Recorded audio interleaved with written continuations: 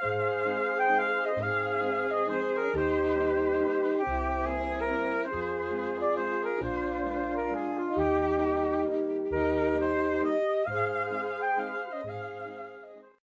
Kelp Forest Shawlette.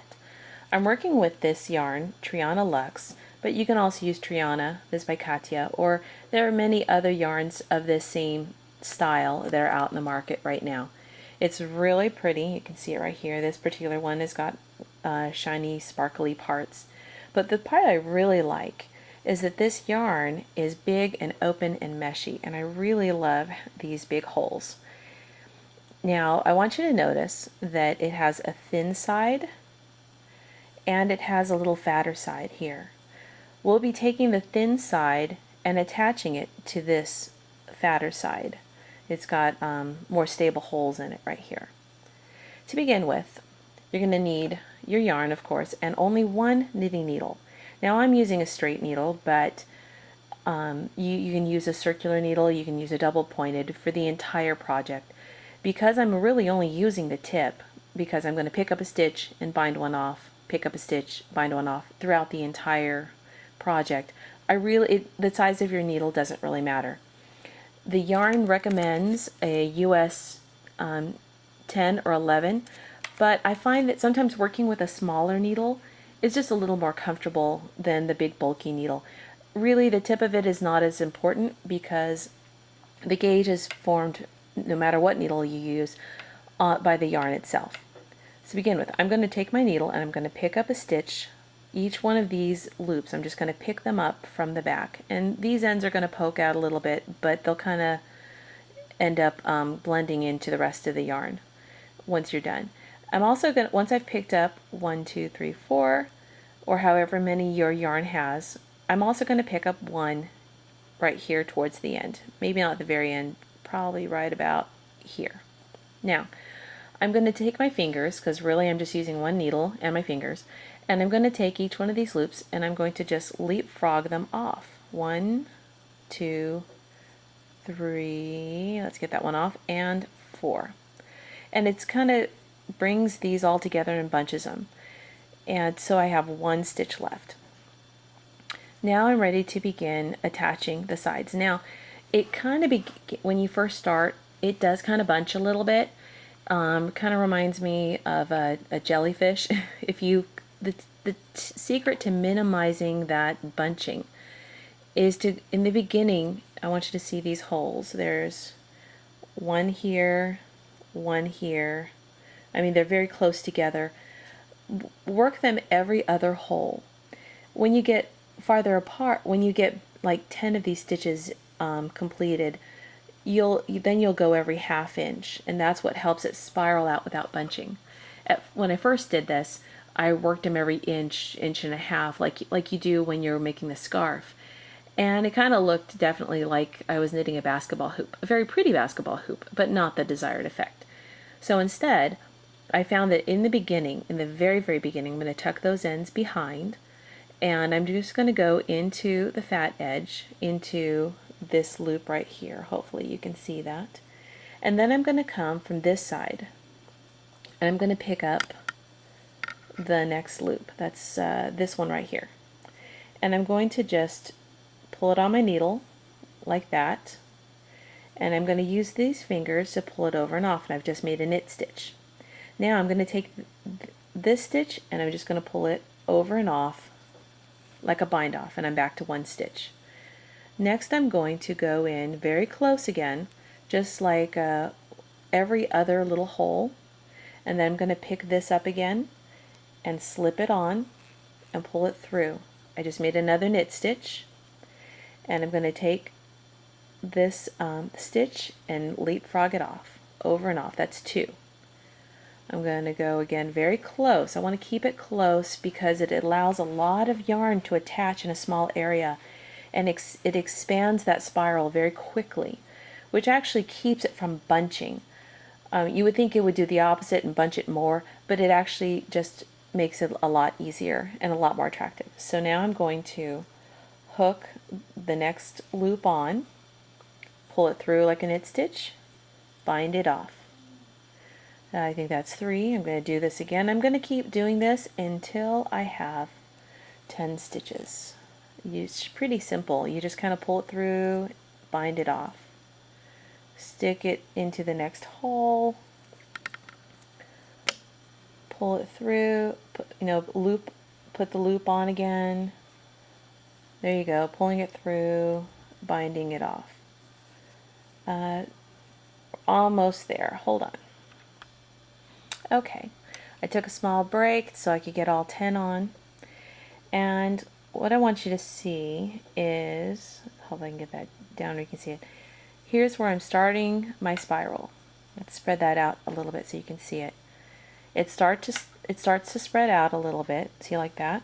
And I do have a little bit of bunching, but it's not very much. And by the time everything's stretched out from the weight of the shawlette, that gets spread out very easily. And it's just a very small little pook, but you really don't see it. Okay, once I've done 10 of these right next to each other, I want you to see how close that is. It's just really a very simple knit one, bind one off, knit one, bind one off, very close together. Now I'm ready to spread it out a little bit. And as you work, occasionally just kind of pull the extra loops a little tight so that they're not on this side, so that they really are just gathered. Now I'm going to spread this out, and I was going really close like this one. Now I'm going to go a little farther apart, like every 4th one, about every 1/2 inch. Again, if you go any farther apart than a 1/2 inch, and you don't have to count them exactly, but if you go any farther, then it spreads it out too far apart. You need more loops in a small area for the spiral to lay flat. It bunches, and if you find you're getting yourself a basketball hoop, then go ahead and take it off and pull it out until it starts to feel a little flatter. So again, the whole process is I'm just going to go about a 1/2 inch. I'm going to come to this side and pull up the next loop, hook it onto my needle, and make a knit stitch, pass the old one off, over and over and over, around and around and around.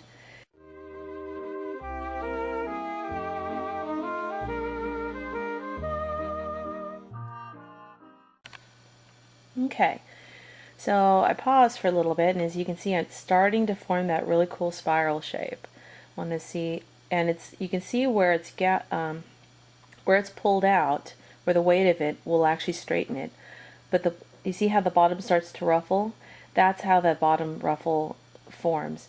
Once it's attached, it'll be the weight of the next layer, or the next spiral, will stretch it out, and you'll get to see this wonderful mesh.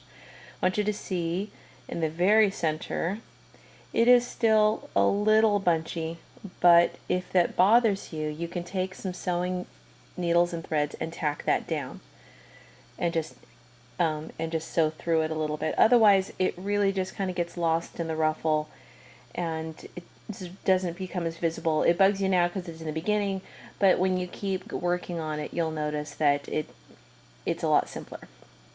So you can just continue until you run out of yarn.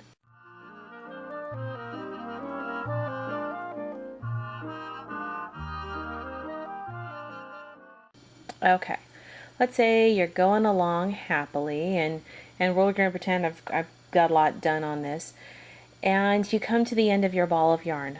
Oops, look, you're coming to the end. You don't have much left. Okay, go ahead and work up to your last solid loop.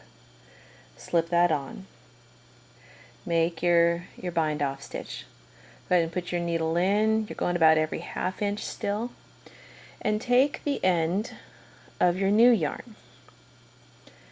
And make sure you're still working on, you can do this one, but I would actually come to the next really solid one, not the one close to the tip, because it looks like, that may not be solid, but this one is.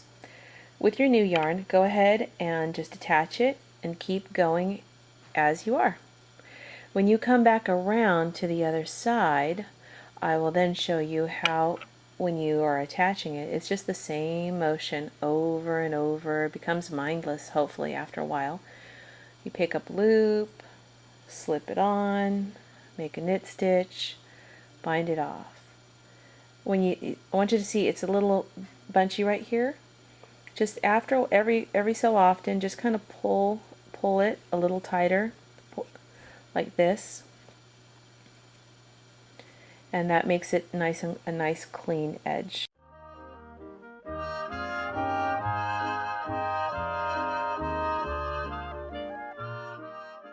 Like right here. Okay? Okay. Okay. So I've been knitting around and I've made it to almost to the end of that first yarn. So I'm going to keep poking in, wrapping on, binding off. Now, I'm at this place where I want to join my two ends.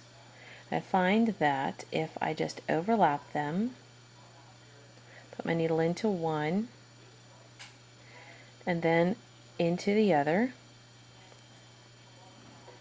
I can join those two ends and the little gap between them gets lost in the ruffle. So I've just joined the two and bind off, and just continue about your business going around about every half inch, looping on. And when you've joined it like this, every half inch like that, it tends to just keep on going. Okay, so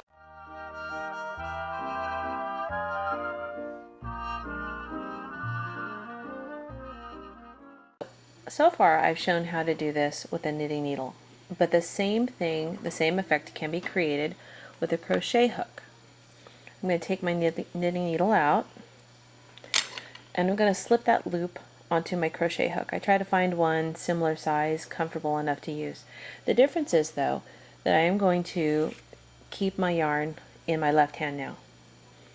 So I'm going to keeping that distance of a half inch-ish. I'm going to put my needle through there, but now I'm going to work the loop with this hand. I'm going to put it like that and pull it through like that. Okay? So you can do the same thing with the crochet hook. In, pick up the next loop, and try that again, and pull it through both. Some might feel it's a little easier. It all depends on what you're comfortable with. If you're comfortable with a crochet hook, by all means try it with a crochet hook. If you're more comfortable with a knitting needle, either way works. And hopefully I've shown you how it really grows. Here's the bottom, and it actually grows pretty quickly. It becomes mindless. There's my spiral, and when I fold some of it down, you can see when it's folded that the outer half circle kind of just easily covers up that loop. Hopefully you will have learned everything you need to continue with this. It's not hard. It just, just remember how we got started, just picking up the ends and leapfrogging them over so that they're all bunched together, and you'll do great. Thank you.